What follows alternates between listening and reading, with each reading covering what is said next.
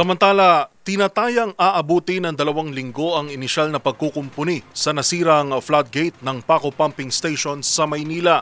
At habang hindi pa tapos ang repair works, pinaplanong makipag-ugnayan ng DPWH sa MMDA para sa pag-deploy ng portable water pumps na pansamantalang susuporta sa pumping station. Magbabalita si Boy Gonzales. Pinamamadali ni Public Works and Highway Secretary Vince Dizon ang pagkukumpuni sa nasirang floodgate ng Paco Pumping Station sa Maynila. Ayon kay Dizon, target nila matapos ang pangunahing pagkukumpuni sa loob ng 2 linggo. Sinabi rin ng consultant ng proyekto mula South Korea na kayang tapusin ang repair sa tinakdang panahon batay sa kasalukuyang plano at resources.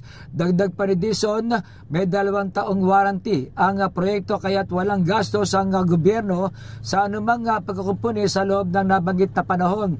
Kasama na rin sa plano ang karagdagang pagpapatibay sa floodgate na inaasang tatagal ng 3 buwan upang mas matibay itong harapin ang posibleng pagbaha sa hinaharap. Binigyang diin ng kalihim na umaasa siyang walang darating na bagyo o matinding pagulan sa loob ng 2 linggo upang hindi maantala ang proyekto.